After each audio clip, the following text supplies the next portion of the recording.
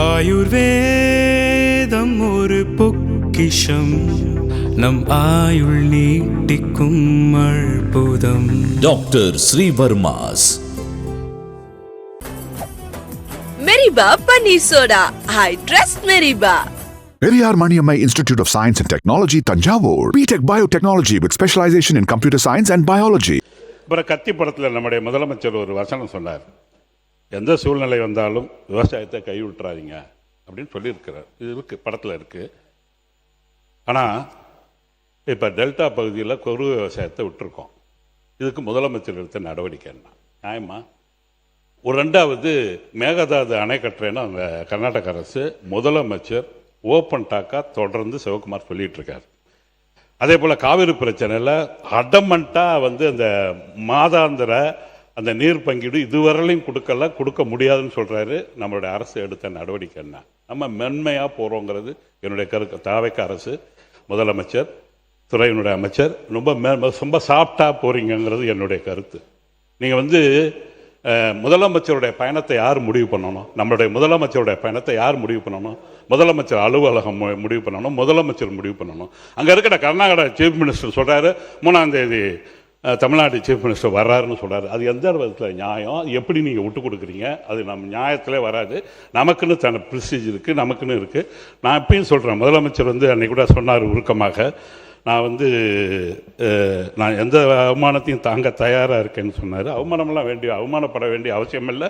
அப்படி முதலமைச்சர் அவமானப்பட்டால் தமிழ்நாட்டில் ஒவ்வொரு குடிமகனும் அவமானப்படுறோம். நீங்கள் பயப்படாமல் சில அரசியல் சூழ்நிலை கருதி காங்கிரஸையும் பாதிக்கக்கூடாது, பிஜேபியும் பாதிக்கக்கூடாதுலாம் பார்க்கக்கூடாது. மாண்பு முதலமைச்சருக்கு மக்கள் செல்வாக்கு இருக்குன்னு நினைக்கிறீங்க. ஏன் பயப்படணும்? நம்முடைய நீர்வளத்துறை அமைச்சர் மாண்பு பேரவைத் தலைவர் அவர்களே, பயப்படலாம் இல்லை, பயன்றதெல்லாம் இல்லை, தீர்வு காணணும். அதுக்கு தீர்வு காரணன்றது தான் எங்களுடைய நோக்கமே ஒழிய முதலமைச்சர் எக்காரணத்தை கொண்டும் யாரை பார்த்தும் பயப்பட மாட்டார் என்பதை திட்டவட்டமாக தெரிவிச்சுக்கிறேன்.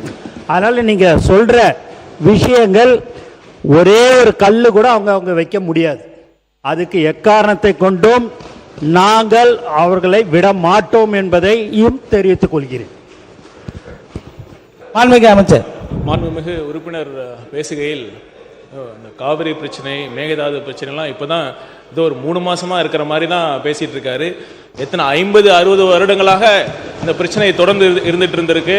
இத்தனை வருஷமாக நீங்கள் ஆட்சி பண்ணிட்டு இருந்தீங்க. இந்த பிரச்சனை ஏன் நீங்கள் ஏன் சாஃப்டாக இருந்தீங்க?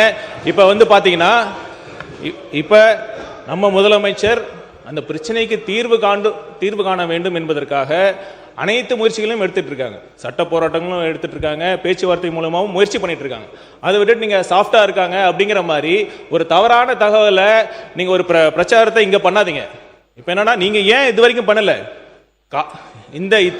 இந்த பிரச்சனையை, காவிரி பிரச்சனையும் சரி, மேகதாது பிரச்சனைக்கும் சரி, நீங்க என்ன பண்ணீங்க? நீங்க இந்த பிரச்சனையை தீர்த்து வச்சீங்களா? என்ன முயற்சி பண்ணீங்க?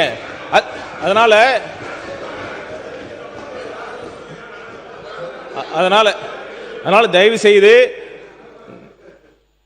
பேரவைத் தலைவர் அவர்களே, இதற்காக அனைத்து முயற்சிகளும் நம்ம மேற்கொண்டுட்டு தான் இருக்கிறோம்.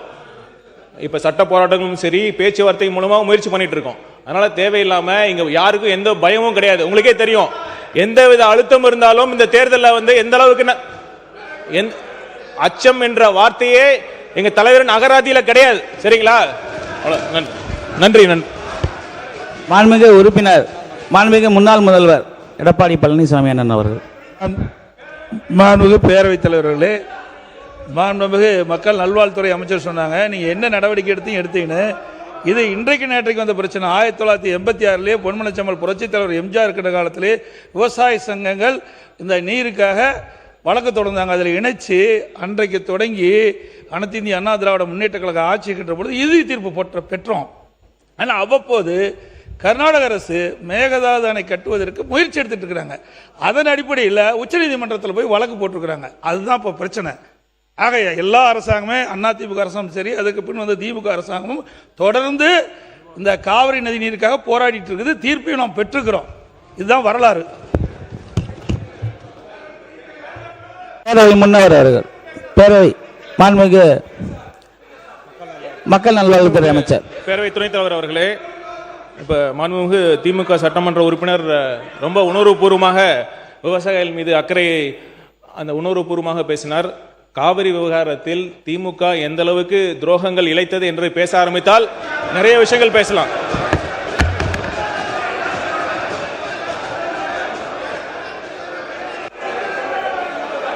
இருங்க யாராவது ஒருத்தர் பேசுங்க, ஒருவர் பேசுங்க. மித்தவங்களாம் உட்காருங்க. யாராவது ஒருத்தவங்க பேசுங்க, மித்தவங்களாம் உட்காருங்க. சார் அண்ணே நீங்க பேசுறதுன்னா பேசுங்க, பேசுறவங்க பேசுங்க. இல்ல நீங்க இருங்க, வரேன். நீங்க உட்கார்ந்தா தான் மைக் கொடுப்பேன். உட்காருங்க கூட தம்பி, நீ உட்காரு. அதாவது திமுக அரசு செய்த துரோகங்கள் என்பதை முதலிலே அவை குறிப்பிலிருந்து நீக்க வேண்டும். ஒன்று, அவர் நம்முடைய முன்னாள் முதலமைச்சர் எடப்பாடி அவர்கள் சொன்னது போல கலைஞர் அவர்கள் 1974 ஆரம்பித்து முதல் முதல்வர் கூட சொன்னார் 69 யார் முதலமைச்சராக இருந்தது என்று அன்றைக்கு சொல்லும்போது முதலமைச்சர் சொன்னார். உடனடியாக நாங்கள் அதற்கு பதில் சொல்லவில்லை. ஆனால் இந்த காவிரி நீர் பிரச்சனையே வந்தது 1974 தான். மறு ஒப்பந்தம் செய்கிற போது தான் இந்த பிரச்சனை. அந்த காலத்திலிருந்து இதுவரை தொடர்ந்து வழக்கு போடுவது, நேரடியாக பேசுவது, 3 முறை நேரடியாக சென்று பேசி வழக்கு போட்டு நடுவர் ஒன்று அமைத்து அதற்கான தீர்ப்பை உண்டாக்கி திருப்பி வந்து குடிநீருக்காக என்றவர்கள் மாற்றி அமைத்து தொடர்ந்து திராவிட முன்னேற்ற கழகம் அந்த நடவடிக்கை எடுத்துக்கொண்டு வருகிறது. உங்களுக்கு தெரியும், நீங்கள் உடனடியாக துரோகம் பண்ணிட்டுலாம் நாங்கள் விவசாயிகிட்ட போக முடியாது. விவசாயம் எந்த கட்சியும் காவிரி நீர் பிரச்சனையிலே தவறு செய்ய முடியாது. அவரவரால் முடிந்த அளவு அந்த நிகழ்ச்சியை எடுத்துக்கொண்டு இருக்கிறோம். நம்முடைய ஆஃபீஸர் அவர் இன்றைக்கு அமைச்சராக வந்திருக்கார், ஐஆர் ஆஃபீஸர். அவர் அன்றைக்கு பேசும்போது சொன்னார், நான் கீழ் மின்சாரத்துறை அமைச்சர் இருங்க, நான் சொல்லிட்டுல அதுக்கப்புறம் சொல்லணும். ஏங்க தம்பி கொஞ்சம் இருங்க அமைச்சர் அவர், நாங்கள் சொல்லிடுறோங்க. நாங்களும் அங்கே இருந்தாங்க, ஆனால் பேசுகிறத கேட்டுட்டு தாங்க பேசுவோம். ஏன் துடிக்கிறீங்க? எல்லாம் வயசு கம்மி, நல்லா துடிக்கிறீங்க நீங்கள். அதனால் யாரும் எந்த துரோகம் யாரும் இழைக்க முடியாது. ஒவ்வொரு முதலமைச்சரும் அதுக்காக நடவடிக்கை எடுத்திருக்கிறார்கள். எனவே அந்த துரோகம் என்ற வார்த்தையை எடுத்து விட வேண்டும் என்று கேட்டுக்கொள்கிறேன். கண்டிப்பாக அந்த வார்த்தை அவை குறிப்பில் இருந்து நீக்கப்படுகிறது. அமைச்சர் அவர்கள். மாண்புமிகு பேரவை துணைத் தலைவர் அவர்களே, அதாவது பொதுவாக சொன்னது என்னன்னா 71 காலத்திலேருந்து இந்த காவேரி கடந்து வந்த காலத்தை பார்த்துருக்கோம். 70களில் வழக்கு தொடுக்கப்பட்டது. அப்போது இருந்த ஐயா மூப்பனார் அவர்கள் மற்றும் விவசாய சங்கங்கள் எல்லாம் சேர்ந்து வழக்கு தொடுக்கப்பட்டது. அதுக்கப்புறம் அந்த வழக்கு ஏன் வாபஸ் பெறப்பட்டது, யார் சொல்லி வாபஸ் பெற்றார்கள், 74ல் எதற்காக அந்த அக்ரிமெண்ட்டை புதுப்பிக்கல, அப்புறம் அப்போ வந்த கச்சத்தீவு, இப்படி நிறைய பேசிட்டே வந்தோம்னா அதை சொல்லி தான் துரோகம் சொல்றாங்க. ஒரு சில வார்த்தைகளை கேட்டாலே இன்னைக்கு எதிர்கட்சியினர் உடனே அவை குறிப்பெல்லாம் நீக்க வேண்டிய அவசியம் இல்லை. ஏன்னா என்றால் இப்ப ஊழல்னு சொன்னா வர்றாங்க, நீங்க எல்லாம் ஊழல் செய்யலான்னு சொன்னா தான் மக்களே முன்வரிசைக்கு வர்றாங்க. நீங்க ஊழல் செய்யலான்னு சொன்னா தான் மக்களே எனக்கு முன்வரிசை வருவாங்க. அந்த மாதிரி இருக்கு. இன்னொரு தாழ்மையான வேண்டுகோள், நிறைய பேர் பொதுமக்கள் என்கிட்ட சொன்னதான், அதாவது எதிர்கட்சியினர் இந்த மாதிரி பெரிய அளவுல முன்வரிசைக்கு வரப்ப நீங்க பேசுறது மட்டும் தான் தெரியுது லைவ்ல. அவங்க பார்க்க வேண்டிய அவசியம் இருக்கு. அவங்களையும் சேர்த்து காட்டுங்கன்னு சொல்றாங்க. ஒருவேளை அந்த லைவ்ல ஸ்பிளிட் பண்ணி அவங்களையும் சேர்த்து காட்டலாம். ஏன்னா பொதுமக்கள் நிறைய பேர் அவங்க என்ன மாதிரி, ஏன்னா வெளியில பண்ற இதுகள் வேற, பட் உள்ளே அவர்கள் முன்வரிசைக்கு வர்றதையும் பொதுமக்கள் பார்க்கணும்னு ஆசைப்படுறாங்க. ஏன்னா சட்டசபையில் எவ்வளவு தூரம் அநாகரிகமா நடந்துக்கிறாங்களோ அதையும் பார்க்கணும்னு ஆசைப்படுறாங்க. அதற்கும் சேர்த்து நீங்க லைவ்ல அவங்களையும் சேர்த்து காட்டணும்னு ஆசைப்படுறோம். எல்லாவற்றையும் நீக்க வேண்டிய அவசியம் சபையில மாண்பை வாய்ப்பு தரோம். நடுவுல கத்துறது, நடுவுல பேசி முடிச்சுக்கிட்டோம். முதல்வர் பேசுறப்ப குறுக்கிடுறது, இதெல்லாம் தேவையில்லாத விஷயங்கள். எது குறித்து பேசுவோம் அது பேசுவோம். எல்லாவற்றையும் நீக்க வேண்டிய அவசியம் இல்லை. அதை ஆய்வுக்கு எடுத்துக்கலாம். இதுல ஊழலோ துரோகமோ இதெல்லாம் வந்ததுதான். யாரும் இல்லாததெல்லாம் சொல்லல. இது காலகாலமா பேசிட்டு வந்த விவாதங்கள் தான். அதை உடனே நீக்க வேண்டாம், ஆய்வுக்கு எடுத்துக்கிட்டு நீக்கலாம். நன்றி. மாண்புமிகு அவை முன்னவர் அவர்கள், உங்களுக்கு வாய்ப்பு தரேன். உட்காருங்க, வாய்ப்பு வரும். உட்காருங்க. மாண்பு பேரவை துணைத் தலைவர் அவர்களே,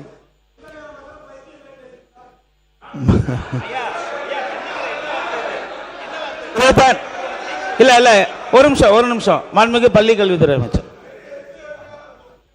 மாண்புமிகு பேரவை துணைத் தலைவர் அவர்களே, என்ன வார்த்தை இது? பைத்தியம் மாதிரி பேசுறாங்கன்றாங்க. இதைத்தான் சட்ட அமைச்சர் சுட்டி காட்டுறாரு.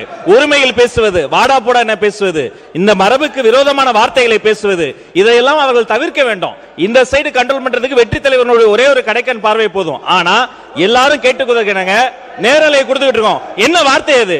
சபைக்கு இல்ல இதை ஏற்றுக்கொள்ள முடியாது, தவறான வார்த்தை. இப்ப அடிக்கிறதுக்கு பாஞ்சு வராரு, கையை வாங்கிட்டு வராரு. இவர் மீது நீங்க தகுந்த நடவடிக்கை எடுக்கணும் என்பதை நான் கேட்டுக்கொள்கிறேன். உட்காருங்க உட்காருங்க உட்காருங்க உட்காருங்க. அண்ணா ஒரு நிமிஷம். இந்த சம்பவத்தை பற்றி ஆய்வு பண்ணி பேரவைத் தலைவர் வந்ததுக்கப்புறம் தகுந்த பேரவை விதிகளுக்கு உட்பட்டு என்ன நடவடிக்கை எடுக்குமோ அதை எடுப்பார். நீங்கள் பேசுங்க. ஒரே ஒரு நிமிஷம். மாண்புமிகு அமைச்சர் நிர்மல்குமார் எதை பேசினாலும் சபையை கிளப்பி விட்டுறீங்க. அவர் நான் வந்தெல்லாம் அமைச்சர் இன்றைக்கு மாண்புமிகு அமைச்சர் ஆனந்த் அவர்கள் இருக்கிறார்கள். அவர்கள் பேசுவதோ அல்லது அதிகாரியோ நம்முடைய இருங்க, நான் சொல்லிடுறேன். நான் சொன்ன ஒரு நிமிஷம் ஒரு நிமிஷம் ஒரு நிமிஷம் ஒரு நிமிஷம் ஒரு நிமிஷம் ஒரு நிமிஷம் நான் சொன்ன உறுப்பினர் வரும்.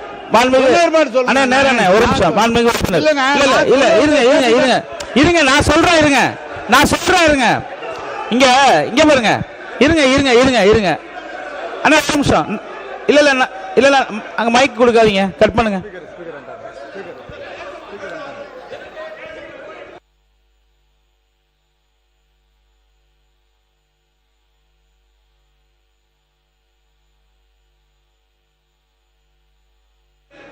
உறுப்பினர் கே நேரு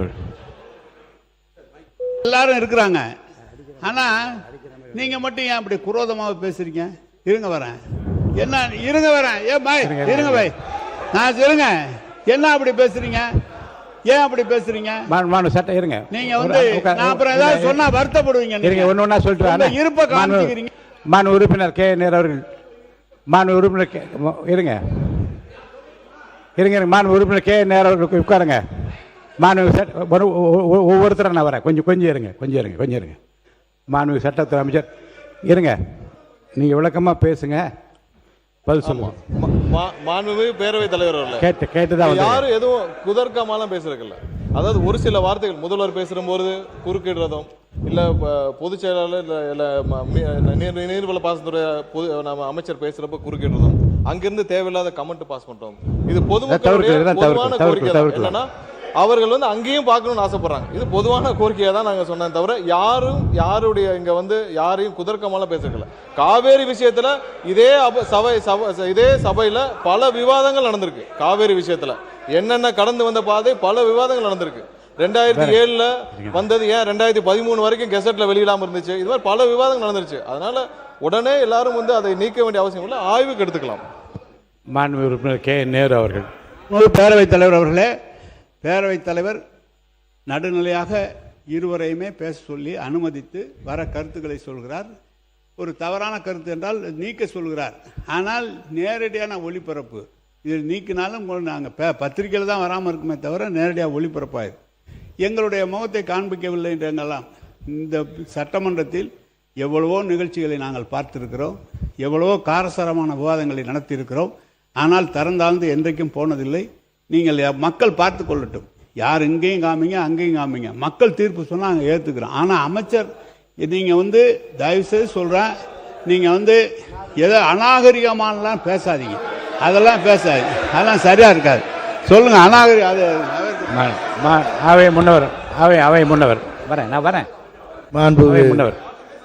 மாண்புமிகு பேரவை தலைவர் அவர்களே, அதுபோன்ற வார்த்தைகள் பேசவில்லை என்று அவர் சொல்லியிருக்கிறார். அதே போல் நிறைவாக இருங்க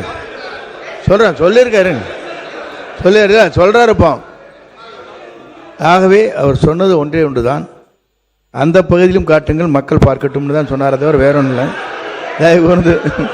ஆகவே மாண்புமிகு இல்லை உங்களை பார்க்குறேங்க, மாண்புமிகு நம்முடைய எதிர்க்கட்சி துணைத் தலைவர் அவர்கள் இங்கே பேசுகிற போது சொன்னார்கள் காவிரி நீர் பிரச்சனை பற்றி. காவிரி நீர் பிரச்சனையை பொறுத்தவரையிலும் அரசும் அங்கே இருக்கிற விவசாய சங்கத்தினுடைய தலைவர் அவரும் இருவரும் சேர்ந்துதான் வழக்கு முதலே போட்டார்கள். ஆனால் தமிழக அரசு அன்றைக்கு உங்கள் ஆட்சியில் இருக்கின்ற போது அதை வாபஸ் பெற்றீர்கள். பிறகு புரட்சி தலைவர் சொல்லிருங்க புரட்சி தலைவி வழக்கு புரட்சி தலைவி அம்மா பொறுப்பேற்றதற்கு பிறகு 89 அம்மா புரட்சி தலைவி தான் சொன்னேன், இல்லைங்க சொல்லிடுறேன். அம்மா அவர்கள் பொறுப்பிலே வந்ததற்கு பிறகு அந்த வழக்கை தொடரலாம் என்று அரசின் சார்பாக அல்ல, கட்சியின் சார்பாகவே அந்த வழக்கை தொடர்ந்து அதற்கு பிறகு அரசின் சார்பாக வந்து சேர்க்கப்பட்டிருக்கிறது. ஆகவே அம்மாவை பொறுத்தவரையில் அன்றைக்கு எடுக்கப்பட்டிருக்கிற நடவடிக்கை பேச்சுவார்த்தையின் மூலமாக என்றைக்கும் நிறைவேறாது. ஆனால் வழக்கு மன்றத்தின் மூலமாக அது வெற்றி காண்பேன் என்று சூழலை ஏற்று வெற்றி கண்டவர் நம்முடைய புரட்சித் தலைவர் அம்மா என்பதை நான் இந்த நேரத்தில் தெரிவித்துக் கொள்கிறேன். மாண்புமிகு உறுப்பினர் கே நேரு அவர்கள். இந்த சட்டமன்றத்தில் மாண்புமிகு பேரவைத் தலைவர் அவர்களே, இந்த சட்டமன்றத்தில் ஏன் வழக்கு வாபஸ் பெறப்பட்டது என்பதெல்லாம் பல விளக்கமாக முதலமைச்சர்களே பேசியிருக்கிறார்கள். பிரதமர் ஒரு கூப்பிட்டு இது நான் சமாதானப்படுத்துகிறேன், நீங்கள் இது மாதிரி செய்யுங்கள் என்று சொல்கிற போது பிரதமர் பேச்சை கேட்க வேண்டிய நிலை. அதற்கப்புறம் தான் நீதிமன்றத்துக்கு போனது. இதெல்லாம் விளக்கம் சொல்லப்பட்டிருக்கிறது. ஏதோ வேண்டுமென்று நாங்கள் எப்படி அந்த காவிரி பகுதியிலே பிறந்து காவிரி பகுதியிலே வளர்ந்து விவசாயிகளாக இருக்கிற நாங்கள் எப்படி காவிரியை விட்டு கொடுப்போம்? விட்டு கொடுப்பதற்கு வாய்ப்பே கிடையாது. எனவே வாபஸ் பெறப்பட்டது இது என்று சொல்வது என்பது மாண்பு பிரதமர் சொல்கிறார். பிரதமர் ஒரு வார்த்தை சொல்கிற போது மாண்பு முதலமைச்சர் எப்படியாவது சுமூகமான ஒரு நிலை ஏற்பட வேண்டும் என்ற எண்ணத்தில் தான் அது செய்யப்பட்டது தவிர அதற்காக நாங்கள் வேண்டுமென்றே செய்யப்பட்டதெல்லாம் என்று இல்லை. மாண்புமிகு அவை முன்னவர். பேரவைத் தலைவர் அவர்களே, பிரதமர் எங்களை அழைத்து பேசினார்கள், ஆகவே நாம் வாபஸ் பெற்றோம் சொன்னார்கள், அதற்கு நன்றி. மாண்புமிகு சட்டத்துறை அமைச்சர் முடிங்க. மாண்புமிகு பேரவைத் தலைவர்களே, இவ்வளவு காலமாக வைக்கப்பட்ட குற்றச்சாட்டு என்னன்னா, ஒருதலை பட்சமாக பிரதமர் சொல்லி ஒரு முடிவை எடுத்திருக்கிறார். அன்று இருக்கிற ஒன்றிய அரசுக்கு சாதகமா எடுத்தார்னு சொல்றதான் குற்றச்சாட்டு. அதான் குற்றச்சாட்டு. அதனாலதான் அந்த காலகட்டத்தில் அந்த வழக்கு 2007 வரை நமக்கு கொண்டு வந்து வர்றதுக்கு இத்தனை 40 வருட டிலேயே வந்து இந்த அன்னைக்கு வாக்கு பாஸ் வாங்கினால தான். அதுக்கப்புறம் 83 புரட்சி தலைவர் கொண்டு வந்து அந்த வழக்கை திரும்பவும் பதிவு செய்தார். அதுக்கப்புறம் அம்மா வந்து முடிச்சு வச்சாங்க. 2013 வரை எவ்வளவு போராடி அதை கெசட்டை வெளியிட வச்சாங்க. 2018 வந்த தீர்ப்பு எப்படி வந்துச்சு எல்லாமே தெரியும். இது ஒரு விஷயத்தை ஒத்துக்கொண்டதற்கு மிக்க நன்றி. உறுப்பினர் உங்களோட மட்டும் உறுப்பினர் நீங்க பேச விளக்கத்தோடு முடித்துவிட்டு நான் முடிவு சொல்றேன். நீங்க பாருங்க. சபையிலே இதை பற்றி அதிகமான தரவை சொல்லப்பட்டிருக்கிறது. அவருக்கு இது தெரியுமா தெரியும், ஆனால் எல்லாம் தெரிந்திருக்க வேண்டும். இப்போ கொஞ்சம் கற்றவர் தெரிஞ்சிருக்க வேண்டும். ஏற்கனவே இது சொல்லப்பட்டு அதுக்கப்புறம் தான் நடுவர் மன்ற தீர்ப்பை வலியுறுத்தி நடுவர் மன்றத்தில் 220 டிஎம்சி என்று சொல்லி அதற்கு பிறகு ஒரு வழக்கு தொடர்ந்து 14 டிஎம்சி குடிநீருக்காக குறைக்கப்பட்ட காலம் தொடர்ந்து சட்ட போராட்டம் நடத்தி தான் வந்திருக்கமே தவிர எந்த இடத்துலையும் விட்டு கொடுத்ததில்லை. எனவே நீ நன்றி சொல்றது உங்களுக்கு நன்றி, இதை கொண்டு வந்ததுக்காக. மாண்புமிகு பேரவை உறுப்பினர்கள் சொல்லுங்க. மாண்புமிகு பேரவைத் தலைவர் அவர்களே, அவை முன்னவர் அவர்கள், சட்டத்துறை அமைச்சர் அவர்கள், மக்கள் நல்வாழ்வுத்துறை அமைச்சர் அவர்கள் எல்லோருமே இங்கே கருத்துக்களை சொன்னார்கள். மூத்த உறுப்பினர் அண்ணன் நேரு அவர்களும் இங்கே பேசினார்கள். ஒரு கடைசியார் என்ன ஒரு உண்மை தெரியுமா? 177.25 டிஎம்சி தண்ணீர் தமிழகத்திற்கு உரிமை என்கிற சட்டம் கிடைக்கப்பெற்றதற்கு பின்னால் அதற்கு பிறகு அந்த ஆணையம் அமைப்பதற்கு மத்திய அரசு முன்வரவில்லை, காலதாமதம் செய்தது.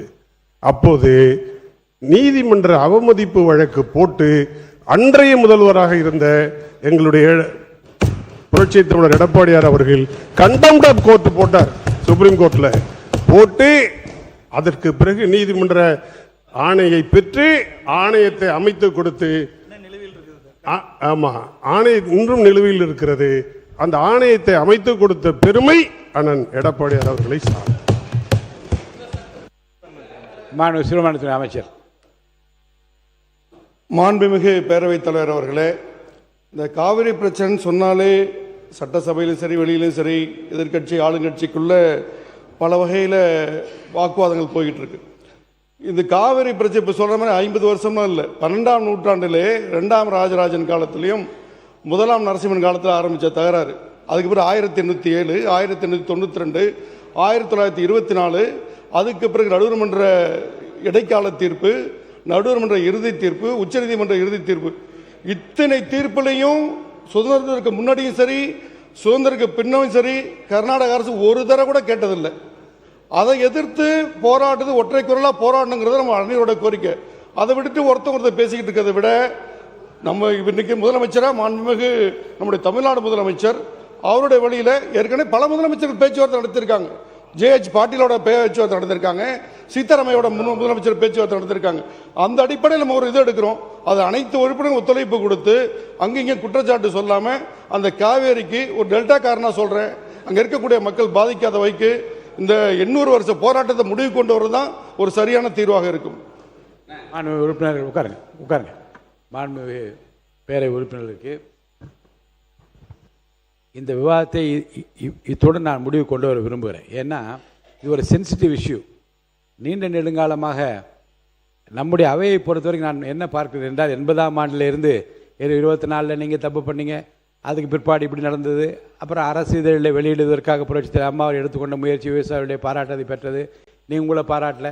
நான் கேட்கிறேன், கர்நாடக மாநிலத்தில் ஒரு ஒருமித்த கருத்தோடு எல்லா கட்சியிலும் அங்கே ஒவ்வொரு கட்சியும் குற்றஞ்சாட்டி இதுவரை சட்டப்பேரவையில் குற்றஞ்சாட்டி நான் ஒன்றும் பார்க்கவில்லை. எனவே இந்த பிரச்சனை இத்துடன் முடித்துவிட்டு எத்தனை ஆண்டு காலம் ஆகியிருந்தாலும் அந்தந்த காலகட்டத்தில் அந்தந்த அரசுகள் தங்களால் இயன்றதை செய்திருக்கின்றார் என்று 2 பக்கம் பதிவு செய்து விட்டோம். அவர்களும் பதிவு செய்து நீங்களும் பதிவு செய்து விட்டீர்கள். இதில் அடுத்து வருகிற காலகட்டத்தில் இறைவன் சித்தம் நம்முடைய முதல்வராக பொறுப்பேற்றிருக்கிற ஜோசப் விஜய் அவர்கள் காலத்தில் தான் இது முடிய வேண்டும் என்று இறைவன் சித்தம் இருந்தால் அமைதியாக